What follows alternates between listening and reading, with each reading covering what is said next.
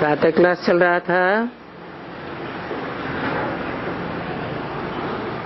गुरुवार 13 फरवरी 1964।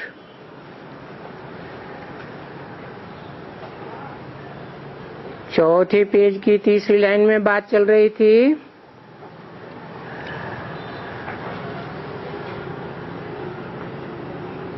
पवित्र रहना ये पत्नी के ऊपर है। पति को समझावें या एकदम जवाब दे देवें, परंतु जवाब तब देवें जबकि उनमें मोह न हो, नष्टो मोहा हो जावे। देखो, बाप भी कहते रहते हैं नष्टो मोहा बनना है। चाहे तो 1 सेकंड में बन सकती है, और चाहे तो हयाती तक भी न बन सके। समझा? अभी देखो, छोड़ते हैं तो भी नष्टो मोहा नहीं होते। फिर भी देखो, मोह के वश में होकर के कुछ न कुछ वो याद पड़ता रहता है। कोई तो और भी चिल्लाते रहते हैं। वो अवस्था नहीं रह सकती है। अब इसमें बाप क्या कर सकते हैं? वो तो कहते हैं दिल से नष्ट मोहा हो जाओ। एक के सिवाय जो तुमको इतना स्वर्ग का वर्षा देते हैं, सुख देते हैं, और सारी बातें भूल जाओ।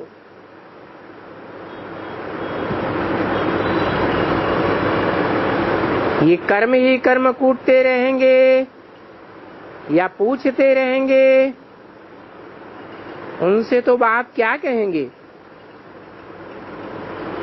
ये इतने सारे बच्चे हैं, एक एक का बैठ करके क्या बतावेंगे? सबके लिए बात एक ही है, रास्ता एक ही है, पवित्र रहना है। कन्याओं को भी पवित्र रहना है। अगर कोई पवित्र नहीं रहने देते तो फिर आकर के कोई न कोई सर्विस में लग जावे। कन्याएं भी तो सर्विस कर सकती है ना, एस्लम भी ले सकती है, परंतु सच्ची दिल होनी चाहिए। फिर ऐसा न हो कि यहाँ आकर के ब्राह्मण कुरूषण में और भी वहां आंखें मिलाती रहें, या आंखें लड़ाती रहें, या कोई फैमिलियरिटी में चली जावे।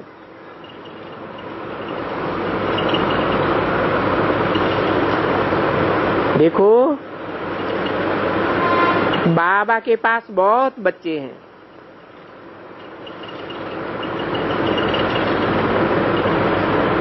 जो अभी तक इनको फैमिलियरिटी का हल्का नशा कहा जाता है, भले विकार का नहीं है, तो भी फैमिलियरिटी के हल्के नशे बहुतों का खाना खराब कर देते हैं।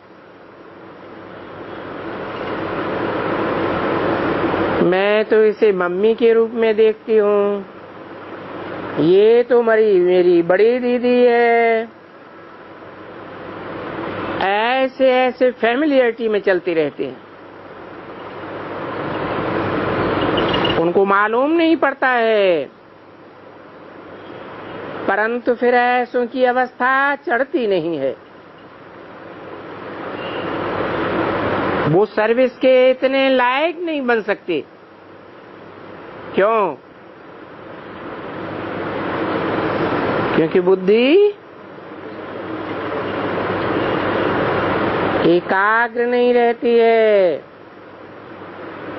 बार बार बुद्धि का लगाव उसी तरफ जाता है। भले कोई नामी भी है, अच्छी अच्छी है, परंतु वो जो अंदरूनी रोग लगा हुआ है, इस रोग को अंदरूनी कीड़ा कहा जाता है।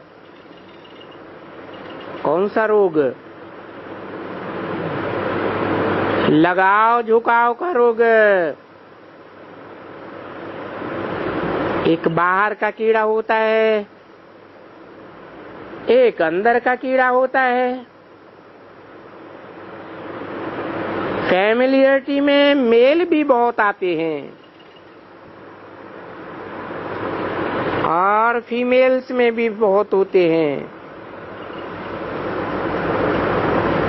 भले घर बार छोड़ा हुआ है तो भी फैमिलियरिटी में रहती है। ये माया है ना, छोड़ती ही नहीं है। यहाँ भी रहते हैं, अलग भी रहते हैं, तो भी नहीं छोड़ती। देखो, सभी लिखते रहते हैं ना, बाबा तूफान बहुत लगते हैं,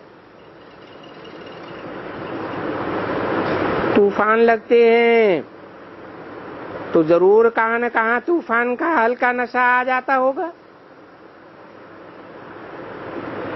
इसमें तो अडोल रहने की बात है, बिल्कुल बाबा के लाडले होकर के कमल के फूल समान रहना है और दूसरों को भी आप समान बनाना है। वो अवस्था चाहिए। इसमें मुरझाने की तो कोई बात नहीं रहती है। जिनको इतना बड़ा बेहद का बाप मिला और वो इतने प्यार से डायरेक्शन देते हैं, कितने डायरेक्शन दे करके चलाते रहते हैं, ऐसे तो हर एक की अपनी अपनी दवा होती है। तो किसको भी कोई भी दवा पूछनी है, राय पूछनी है, भले कमाई करने के लिए भी कोई को राय पूछनी है, कभी कभी पूछते हैं ना कमाई के लिए भी। भाई हमारे कमाई में भी पाप करना पड़ता है, सो भी तो पूछते हैं ना किस प्रकार के पाप होते हैं। पूछते हैं तुमको कितनी पूंजी है, तुमको पाप करने की जरूरत भी है या नहीं है, सो भी तो समझाना पड़ता है ना। ऐसे तो नहीं है कि सबको पाप ही करने बगैर शरीर निर्वाह नहीं हो सकता है। बहुत प्रॉपर्टी है, बहुत पैसे हैं, तो पाप करने की क्या जरूरत है।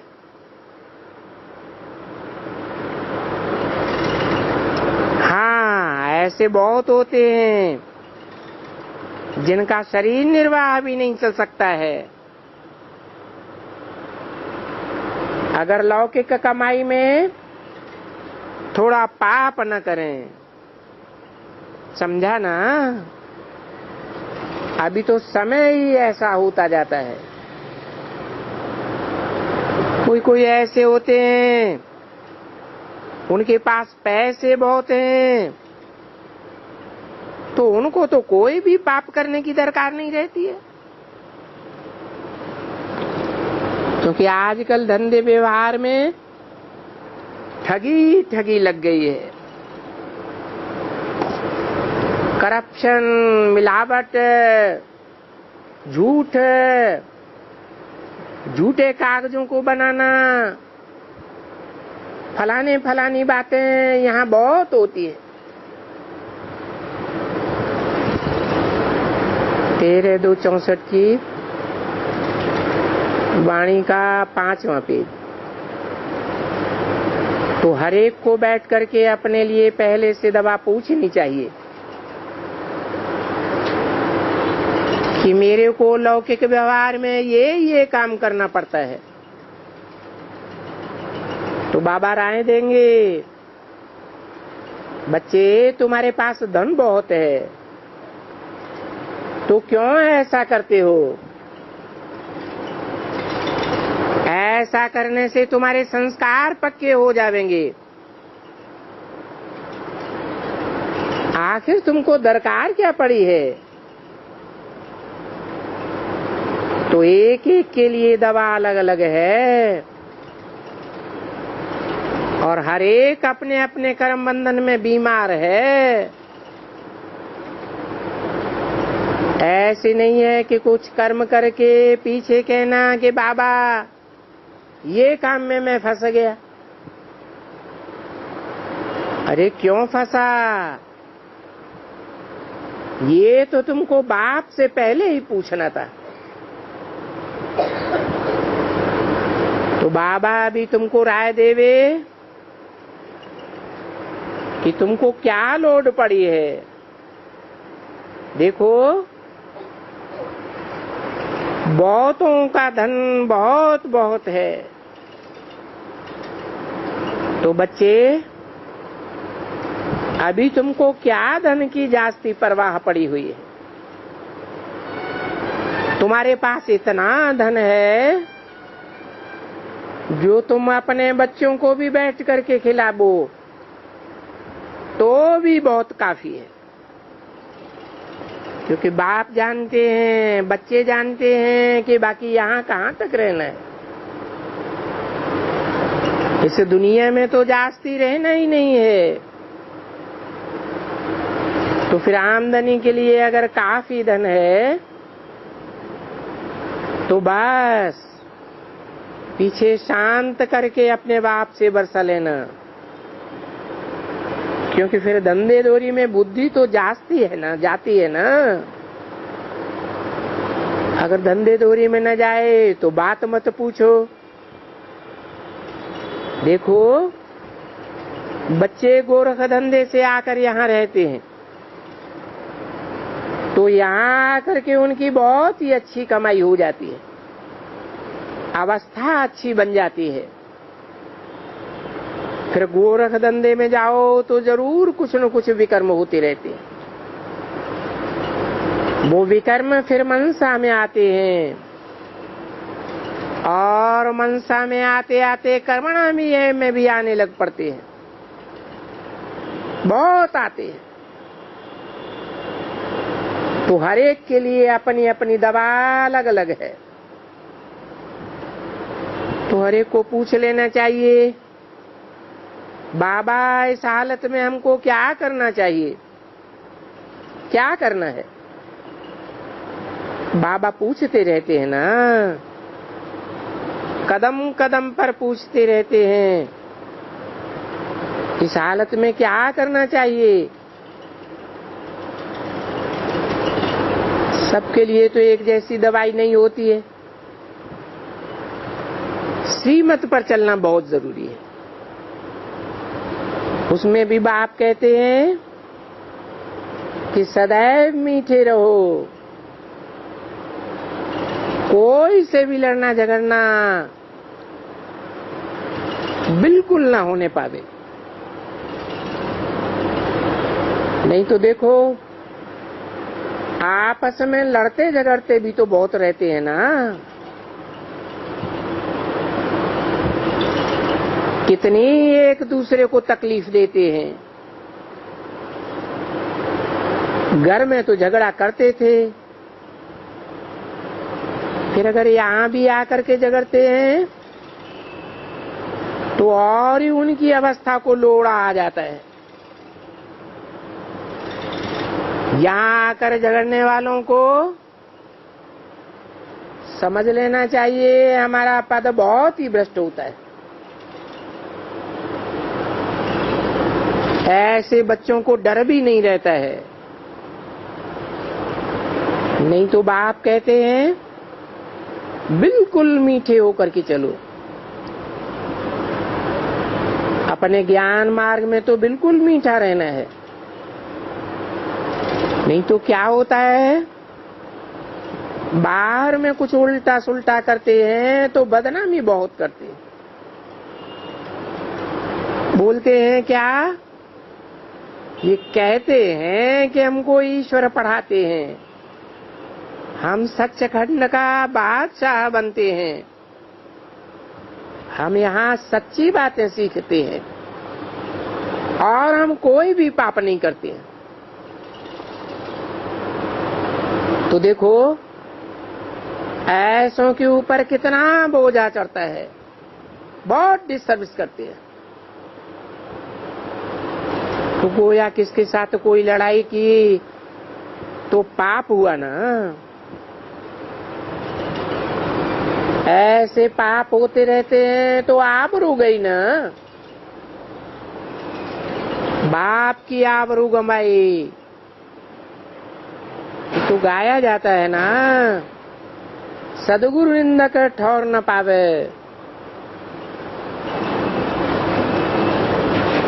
कौन सी ठौर की बात है, वो सन्यासी तो ऐसे ही कहते रहते हैं, सदगुरु निंदक ठौर न पावे। अब उनके पास कौन सी ठौर है, वो खुद ही अपना घर बार त्याग करके जंगल में चले जाते हैं। यहाँ तो बाप के पास ठौर है, कितनी मालाएं बनती हैं, जन्म जन्मांतर के लिए ऊंच पद मिलता है। और ये तो जानते हो, डाक तो जाकर के नारायण को नहीं भरेंगे, लक्ष्मी को तो नहीं भर सकेंगे। कितना भौंकते रहते हैं। यहाँ तो सारे गुण गॉड के चाहिए और वे गॉडली गुण आना बहुत मुश्किल है। कितना बाप भी समझाते रहते हैं, बच्चे एक दो में प्यार से बातचीत करो, कुछ भी हो जाए तो बाप बैठा है ना।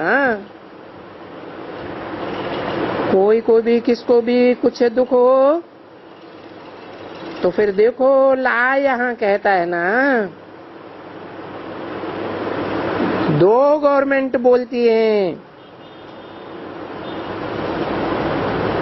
लौकिक गवर्नमेंट भी बोलती है, ये ईश्वरीय गवर्नमेंट भी बोलती है, don't take law in your hand.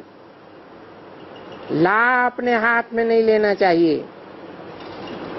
यानी कोई ने तुमको गाली दी तो तुम उनको गाली नहीं दे सकते हो। हाँ, तुम रिपोर्ट कर सकते हो, परंतु वो गवर्नमेंट तो इन बातों में जास्ती नहीं जाती है। और ये तो बड़ी गवर्नमेंट है, उस गवर्नमेंट में तो बहुत मनुष्य हैं और यहाँ तो बाबा के बच्चे बहुत थोड़े हैं। उस गवर्नमेंट की तो कितनी संस्थाएं हैं।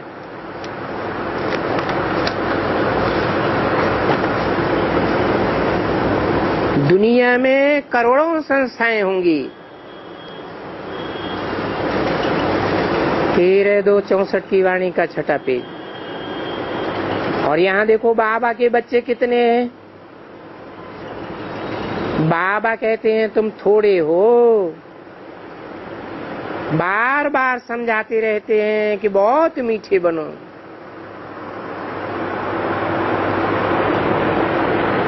खुद मीठा न बनने के कारण जो कड़वा बनाते हैं तो सबकी आबरू, बाप की आबरू भी चली जाती है।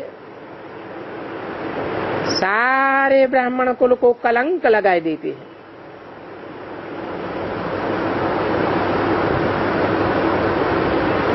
सभी बोलते हैं ईश्वरीय कुल में क्या ऐसे मनुष्य होते हैं? तो देखो ये बातें होती ही बाप के लिए, क्योंकि बाप तो इतना ऊंचा है ना।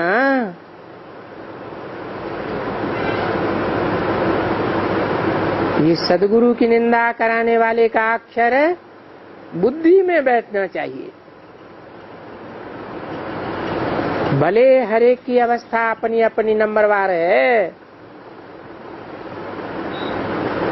तो भी बच्चों को सावधान रहना है।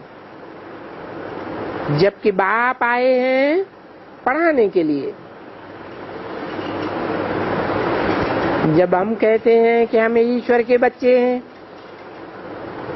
और हम उनकी श्रीमत पर चलते हैं, और वो कहते हैं बच्चे किसको भी दुख मत दो, कोई भी दुख की बात भी न करो, क्योंकि तुम तो हो सदा सौभाग्यशाली। यहाँ से तुम्हारी शुरुआत हो जाती है सौभाग्यशाली बनने की। कहाँ से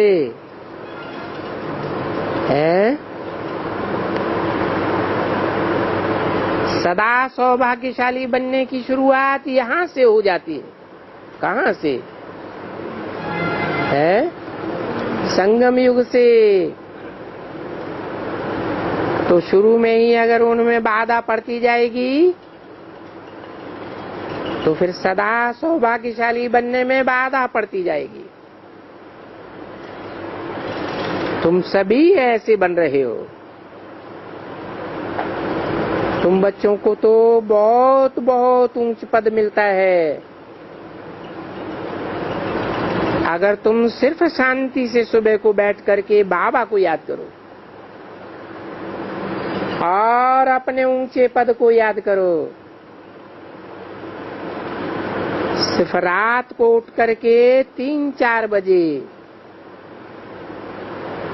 5 बजे भी सिर्फ बैठ करके याद करो कि बाबा आप कितने अच्छे हो। तुम बाबा कहो, साजन कहो, जो संबंध चाहिए सो कहो। शिव बाबा आप कितने अच्छे हो, हमको स्वर्ग का राजाओं का राजा बनाते हो, हम आपकी श्रीमत पर जरूर चलेंगे और कोई भी ऐसी चलन नहीं करेंगे जो आबरू गवावे, जिसको आसुरी चलन कहा जाता है। आसुरी चलन में तो सब बातें आ जाती। शायद सुबह को जागते नहीं हैं, बैठ करके बाबा से वार्तालाप नहीं करते हैं, नींद आ जाती है और सुबह को उठ भी नहीं सकते हैं और फिर सर्विस पर भी नहीं जा सकते हैं। इतनी तो बच्चों की हालत खराब हो जाती है। ऐसे बच्चे तो अच्छे नहीं लगते हैं ना।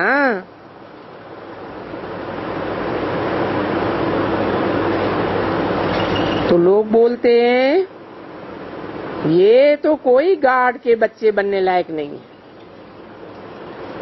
ये कैसे गॉड गॉडेस बनेंगे।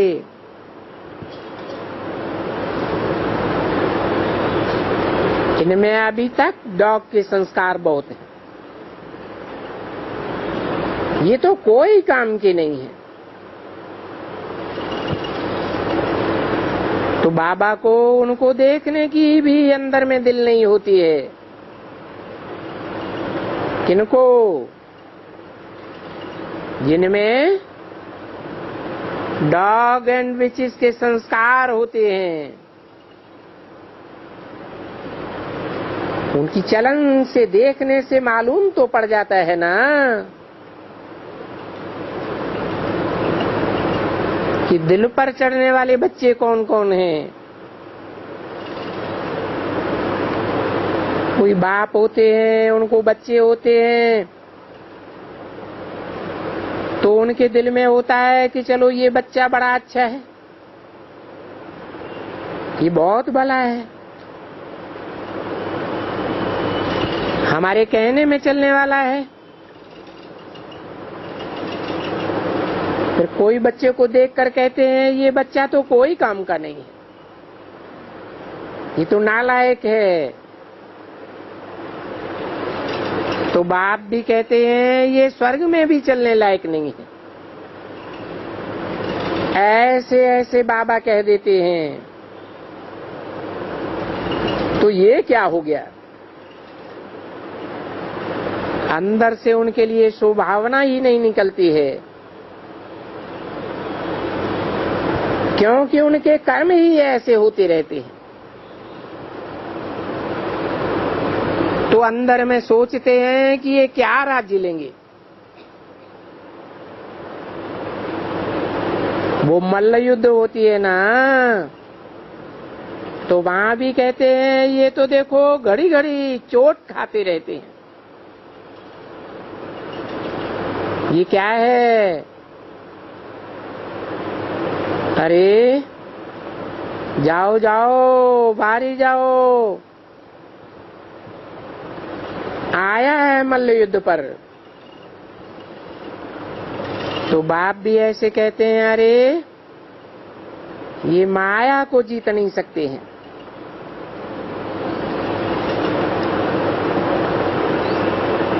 जाओ वहां जाकर के मूतपलीती बनो। तुम क्या जानो माया पर जीत पहन करके स्वर्ग का राज्य कैसे लिया जाता है। घड़ी घड़ी माया थप्पड़ मारती रहती है। तो सोचते हैं ये क्या राज्य लेंगे।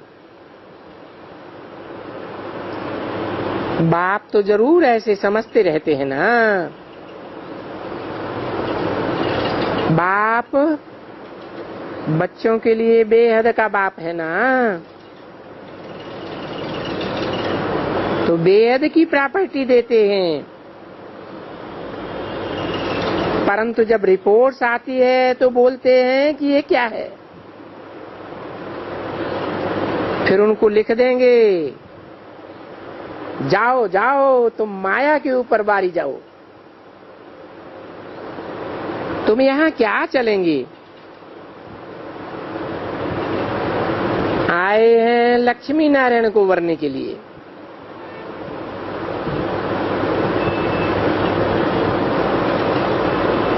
तो अपना मुंह तो देखो। चलन एकदम बड़ी फर्स्ट क्लास चाहिए। घड़ी घड़ी भूलें करते रहते हैं।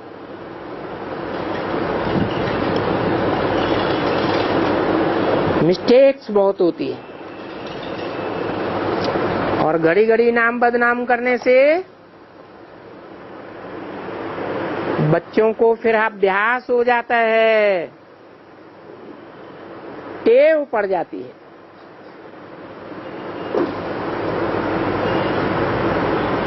13/2/64 की वाणी का 7वां पेज। नहीं तो बाप कहते हैं तुम बच्चों जैसा तकदीरवान व सौभाग्यशाली इस दुनिया में कोई भी नहीं हो सकता है। परंतु ऐसे थोड़े ही बाप कहेंगे कि अच्छा प्रजा में जाते हैं, ये भी इनके लिए अच्छा है। बाप ऐसे कहेंगे क्या? हैं? क्यों क्यों नहीं कहेंगे? अरे बाप राजयोग सिखाने आए हैं या प्रजा योग सिखाने आए हैं? प्रजा तो भरी होती है। राज परिवार और राजा रानी राज्य करते हैं, तो बाप ये नहीं कह सकते कि अच्छा प्रजा में ही आ जाओ। प्रजा में आना तो कॉमन बात हो जाती है। जो भी संदेश लेते हैं वो प्रजा में तो आ ही जावेंगे।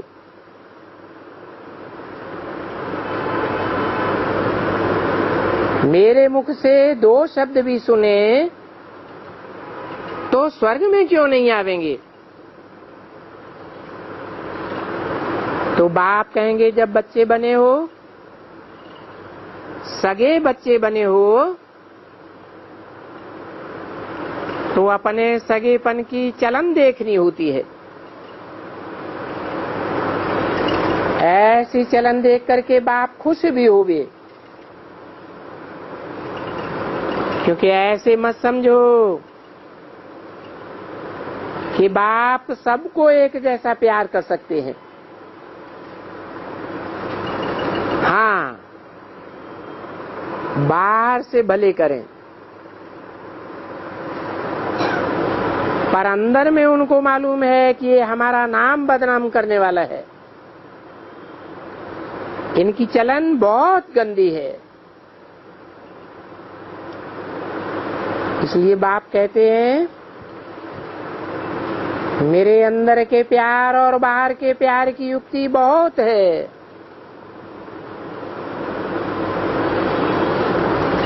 ये क्या है? उनकी खींची चलन दिल में तो आवेगी ना। ये तो ला कहता है कि ईश्वर के भी दिल में आवेगा, क्योंकि बेहद का बाप है। कोई भी किसकी चलन ऐसी देखेंगे तो कहेंगे इसमें क्या रखा हुआ है। हूबहू जैसे अज्ञान काल के बच्चे। ये तो बेहद का बाप है। कि नई बात तो नहीं है ना। ये तो कल्प कल्प बाप कहते हैं, दादा भी कहते हैं, मम्मा भी कहती है, और तुम सयाने बच्चे भी कहते हो कि हम लोगों ने पार्ट बजाया है, पुरुषार्थ किया है। तो अपनी अपनी चलन को, अपन को, हर एक बच्चों को देखना है। मम्मा तुम बच्चों को सिर्फ यही कहती है। ऐसे बहुत ही बच्चे हैं जो वहां भी आश्चर्यवत पश्यंती, सुनंती, कथंती, टेटर बटन बनंती, बहुत भौंकंती होते रहते हैं, क्योंकि ये मंजिल है ना। माया बहुत बच्चों को थप्पड़ मारती है। जो योग में नहीं रहते हैं उनको तो थप्पड़ लगाती ही रहती है।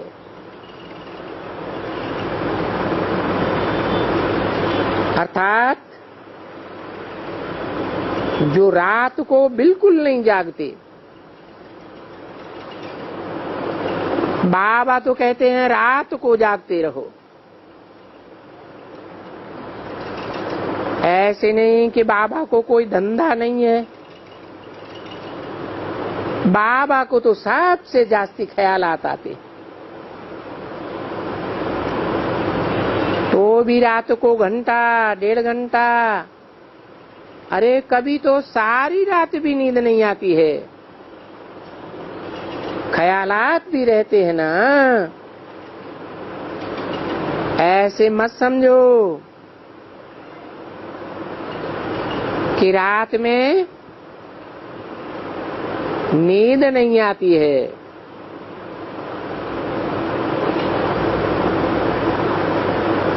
इस बाबा को नींद नहीं आती है तो सिर्फ बाप को ही याद करते हैं।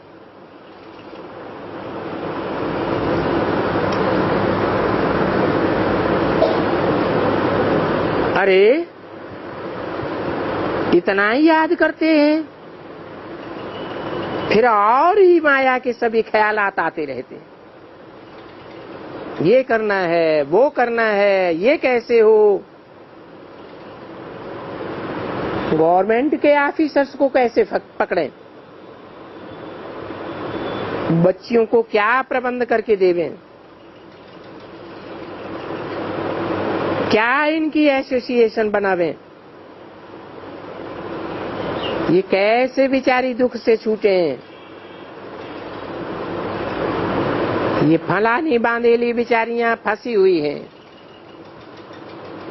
सारी रात यही चिंतन चलता रहता है, क्योंकि बाप को नहीं रहेगा तो किसको रहेगा। तो इसलिए वो बच्चों को राय भी देते रहते हैं, परंतु बच्चे थोड़े हैं और अक्सर अनपढ़े हैं। जो पढ़े होते हैं वो खरे होते हैं। तो वो बच्चे गवर्नमेंट के ऑफिसर्स तक भी पहुंच सकते हैं। कोई न कोई कायदा कानून यहाँ वहाँ पकड़ लेते हैं, नहीं तो तुम बच्चियों को मारने का कोई हक नहीं है। देखो, जब बच्चियों को मारते हैं, बाबा सुनते हैं तो बाबा को बहुत दुख होता है।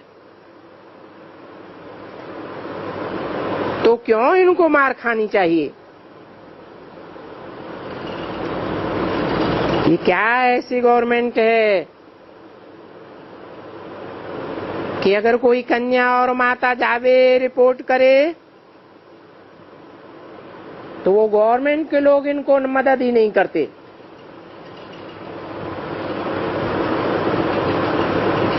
परंतु बहुत हैं जो तो रिपोर्ट ही नहीं करती है।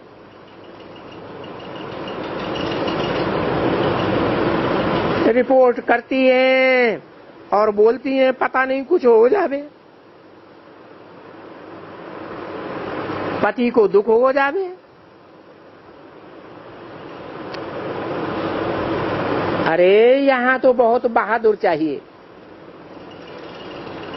महावीर नहीं चाहिए। जैसे बलि चढ़ाई जाती है ना,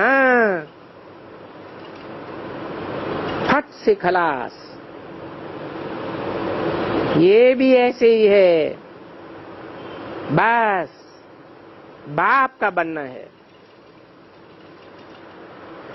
तो मस्त बन जाना चाहिए, पीछे तो कोई परवाह न रहे। भले साहूकार पति हो, बहुत सुहाना पति हो, सुहाने अच्छे अच्छे बच्चे हों, तो भी कोई परवाह न रहे।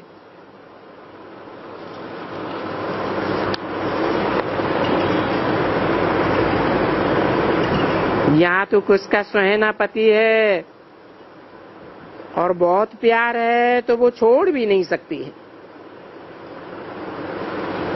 खुद भी नहीं छोड़ सकती हैं, बस चटक पड़ती हैं,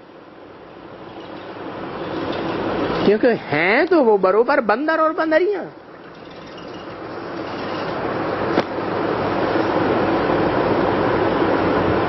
ऐसे बहुत एक दो को चटके हुए पड़े हैं एकदम। देखो, बाप आया है आकर के छुड़ाते हैं, जैसे पति को स्त्री से छुड़ाएंगे स्त्री को पति से छुड़ाएंगे, बच्चियों को बाप से छुड़ाएंगे,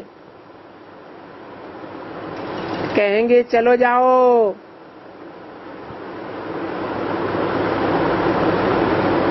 कमेटियां बनाओ, कोई न कोई हालात में आकर बनो, तो हम तुमको बंदर से स्वर्ग का मालिक बना देंगे।